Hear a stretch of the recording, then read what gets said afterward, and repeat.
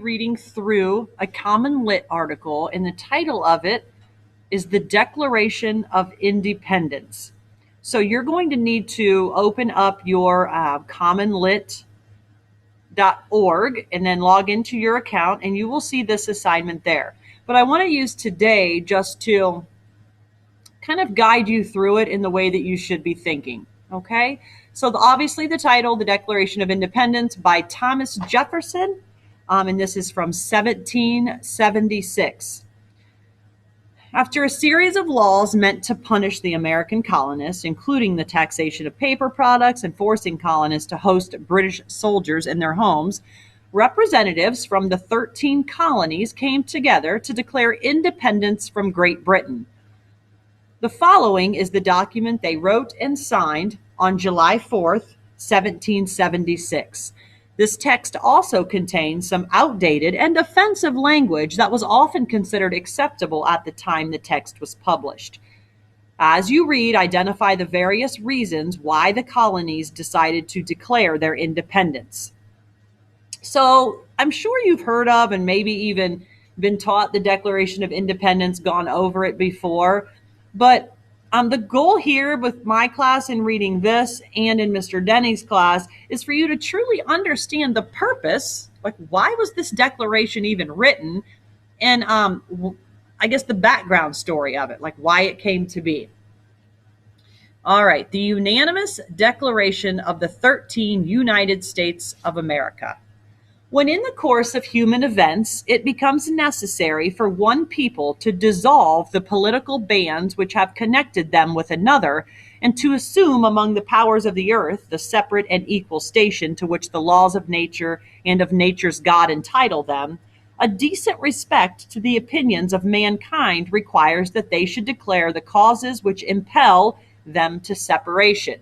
All right, so what this Q1 means in CommonLit articles is that there's a question one. It's going to check your understanding of that first paragraph. So let's go ahead and click on that and look over here. The question is, the author claims that it is necessary to state the causes of separation when.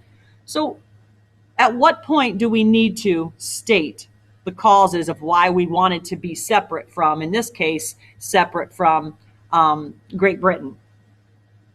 Is it when citizens want political independence?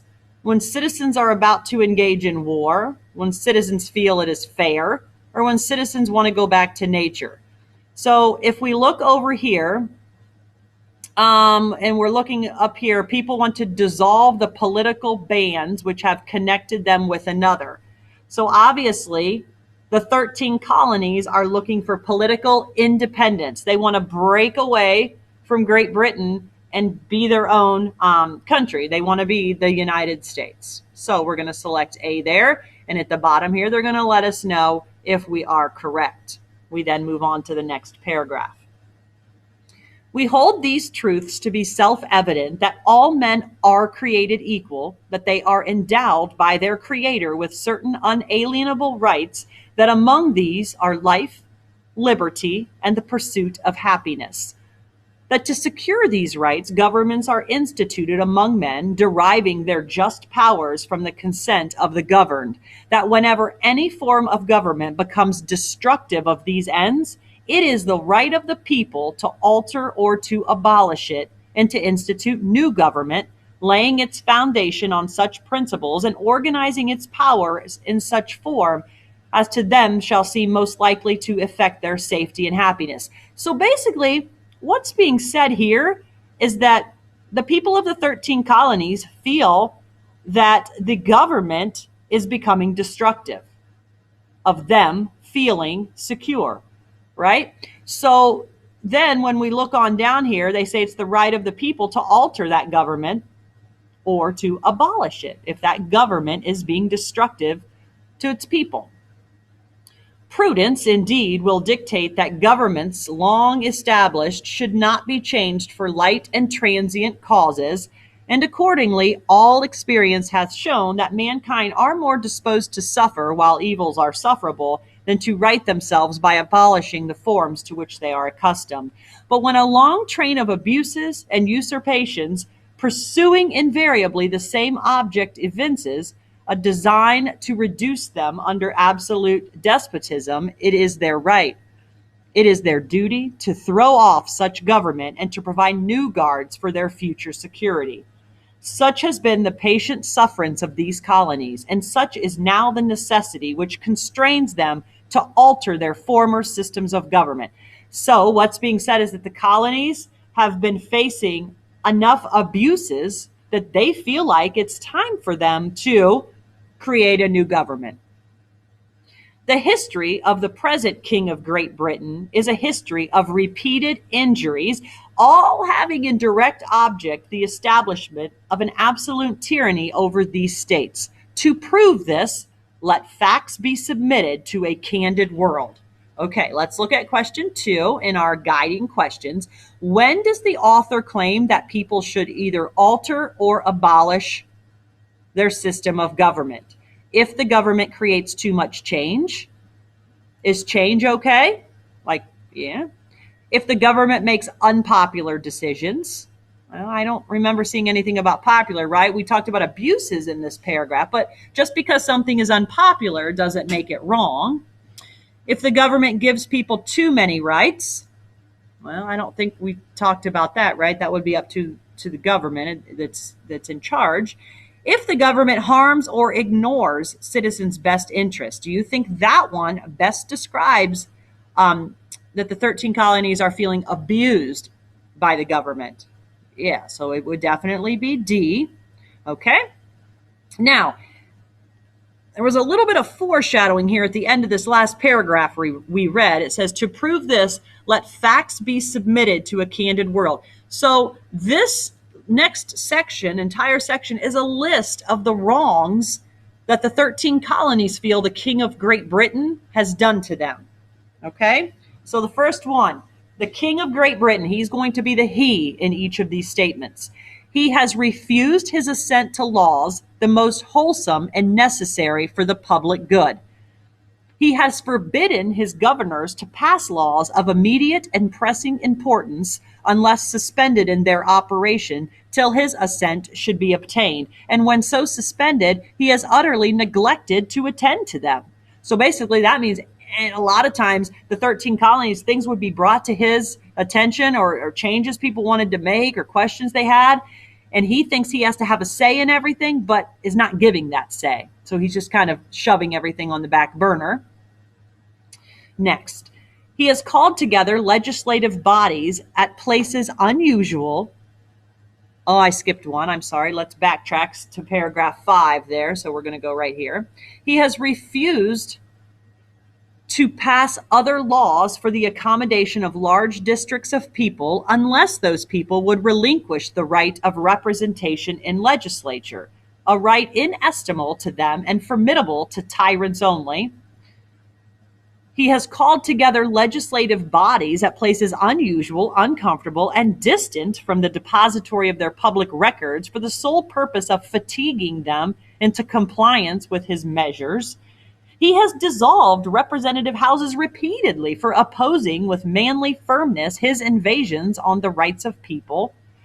He has refused for a long time after such dissolutions to cause others to be elected, whereby the legislative powers, incapable of annihilation, have returned to the people at large for their exercise, the state remaining in the meantime exposed to all the dangers of invasion from without and convulsions within.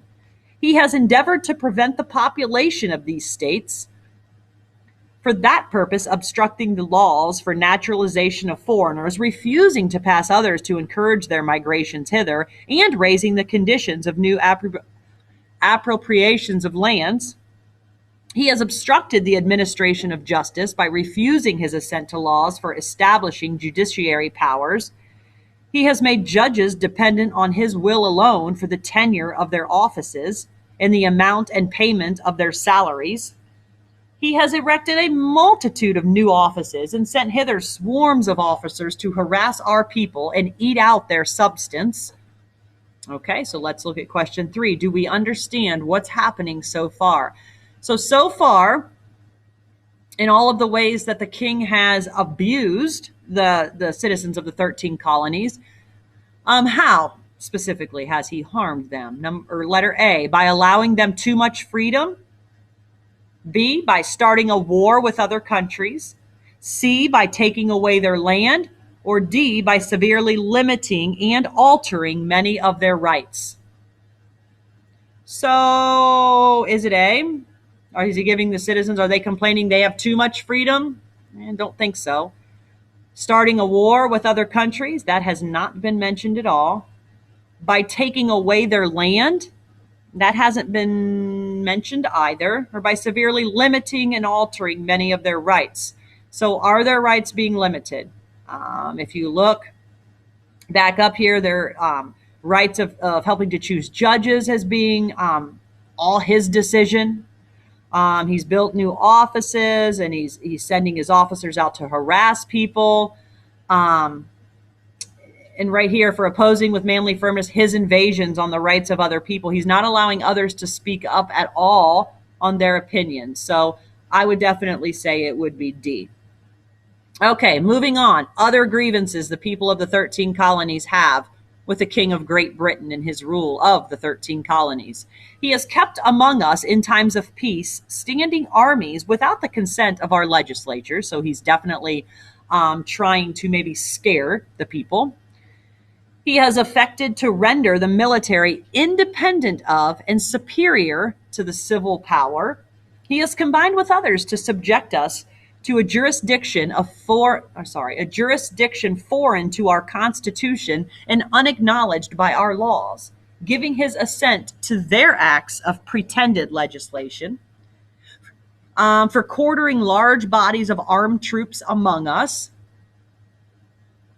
for protecting them by a mock trial from punishment for any murders which they should commit on the inhabitants of these states. So basically, here, these last like 3 or 4 are really just the complaint of how the King of Great Britain has given the military way too much power. For cutting off our trade with all parts of the world. So there's kind of a new one away from the military aspect. For cutting off our trade. So he's controlling the imports and exports. For imposing taxes on us without our consent. So nobody's getting to vote on any taxes that have been imposed. For depriving us in many cases of the benefits of trial by jury. For depriving us in many cases of the benefits of trial by jury means basically that people are convicted without getting to have their say in things, right? And letting their jury of their peers determine whether in fact they are guilty or not. For transporting us beyond seas to be tried for pretended offenses. For abolishing the free system of English laws in a neighboring province, establishing therein an arbitrary government and enlarging its boundaries so as to render it at once an example and fit instrument for introducing the same absolute rule into these colonies. For taking away our charters, abolishing our most valuable laws, and altering fundamentally the forms of our governments. For suspending our own legislatures and declaring themselves invested with power to legislate for us in all cases whatsoever. The king has abdicated government here by declaring us out of his protection and waging war against us. He has plundered our seas, ravaged our coasts, burnt our towns, and destroyed the lives of our people. He is at this time transporting large armies of foreign mercenaries to complete the works of death, desolation, and tyranny already begun with circumstances of cruelty and perfidy scarcely paralleled in the most barbarous ages and totally unworthy the head of a civilized nation. He has constrained our fellow citizens taken captive on the high seas to bear arms against their country, to become the executioners of their friends and brethren, or to fall themselves by their hands. He has excited domestic insurrections amongst us and has endeavored to bring on the inhabitants of our frontiers, the merciless Indian savages, whose known rule of warfare is an undistinguished destruction of all ages, sexes, and conditions. So let's look at guiding question number 4. Are you still understanding what's being said?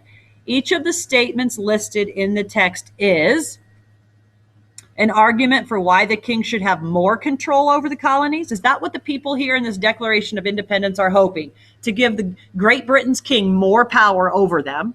No. They want the opposite of that, right? They want to be free from the King of Great Britain and from Great Britain's control. An example of how the colonies are taking advantage of the king are these things that we just read, things that the 13 colony citizens are doing. No, they're what the king is doing against them. An example of how the king is unfairly using his power against the colonies. That one sounds right, but let's read the last one just so we make sure. A reason why the colonies can no longer rule themselves. Were the colonies ruling themselves prior to this? No. Remember, they're being ruled by the King of Great Britain, which is what they don't like. So C is in fact the answer. In every stage of these oppressions, we have petitioned for redress in the most humble terms. Our repeated petitions for change, we do not want the Great Britain king ruling us any longer. These repeated petitions have been answered only by repeated injury. A prince whose character is thus marked by every act which may define a tyrant is unfit to be the ruler of a free people. Nor have we been wanting in attentions to our British brethren. We have warned them from time to time of attempts by their legislature to extend an unwarrantable jurisdiction over us. We have reminded them of the circumstances of our emigration and settlement here. We have appealed to their native justice and magnanimity, and we have conjured them by the ties of our common kindred to disavow these usurpations, which inevitably would interrupt our connections and correspondence. They too have been deaf to the voice of justice and consanguinity. We must therefore acquiesce to the necessity which denounces our separation and hold them, as we hold the rest of mankind, enemies in war, in peace, friends. So let's look at fives. So basically they're then saying this is everything we've done to try to help this situation, and nothing has happened. And so that's why we're going to try to break away from Great Britain and form our own government. How did the colonists react to the king's actions prior to this declaration being written? Did they try to reason with the king and request better treatment? Did they do nothing? Well, it says in here, in every stage we have petitioned for, so they've definitely done something. They started a war. Did they start a war here? It doesn't sound like it. They tried to sever all ties with the British right away. Is that the case? Or once again, they were petitioning for different things. So I'm going to say it's probably A. Okay. Last paragraph.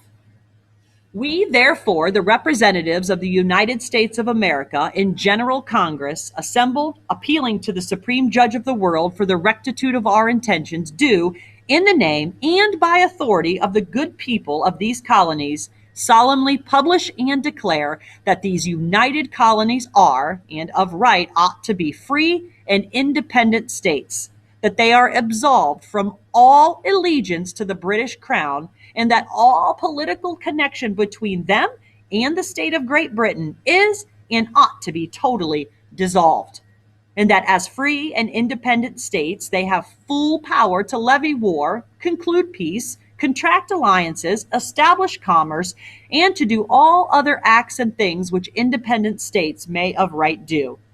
And for the support of this declaration, with a firm reliance on the protection of divine providence, we mutually pledge to each other our lives, our fortunes, and our sacred honor. Let's go ahead and do guided reading question number 6. What does the text declare in the final paragraph? The colonies will establish commerce with Great Britain unless they are given independence. So are they giving them an ultimatum? Are they saying, look, we'll continue to be ruled by you? We will continue to do commerce with you if you give us our independence. It doesn't say that. The colonies will retain their allegiance to Great Britain if they can have peace. No, because right here it says they want to be absolved from the allegiance. That means they want to break away from it. C, the colonies reject their allegiance to Great Britain and officially declare independence. Sounds good, right? The colonies wish to become independent states only if Great Britain starts a war. Were we hoping for a war with this document? Absolutely not. So it is, in fact, C. All right, so that takes us through the reading and the guided questions of the Declaration of Independence.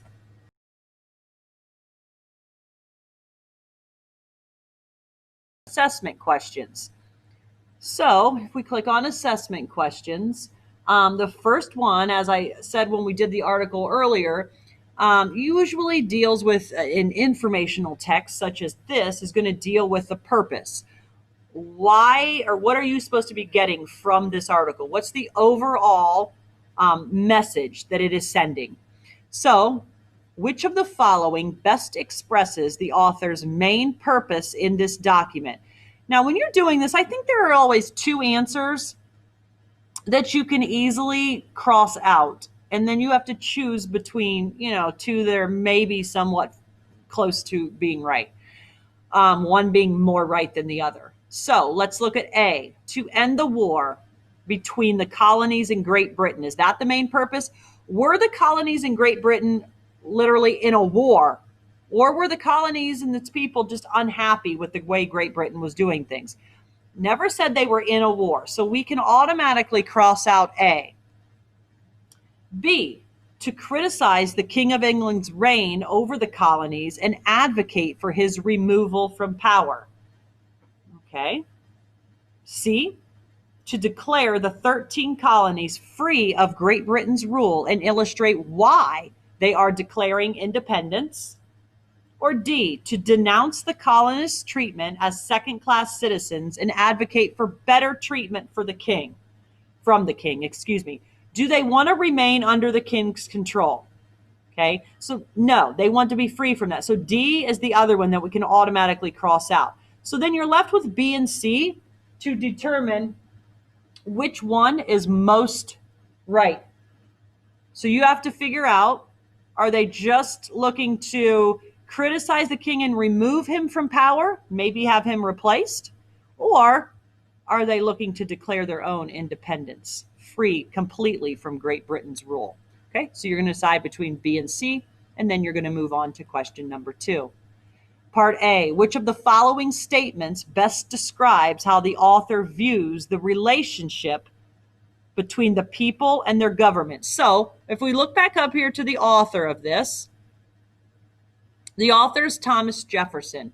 How does Thomas Jefferson feel the relationship, or what does he feel the relationship should be like between a group of people and their government? Should the government grant the people inalienable rights such as life, liberty, and the pursuit of happiness? Should people have the right to change or remove their government if it infringes upon their rights and no longer represents their interests? Do the people have the right to change their government whenever they wish, even for small offenses, just because they give it power?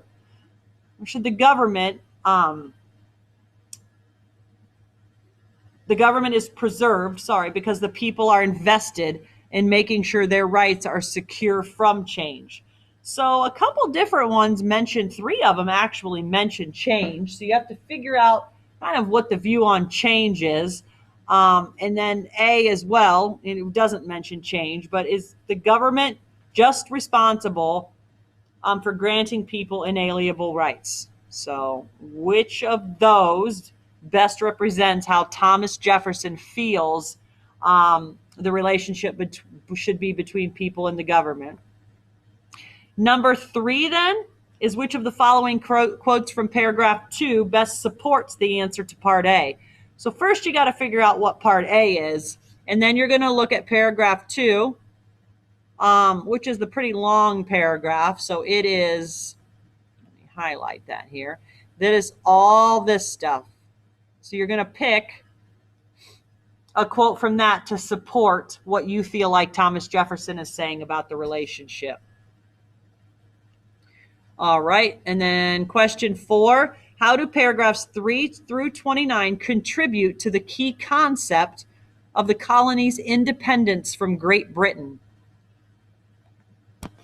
So when you look at paragraphs 3 through 29, that was, of course, all of these things that Thomas Jefferson is saying that the King of Great Britain has done against the colonies. All right. Things he's taken away from the colonies or things that he's done to abuse them, and why they no longer want him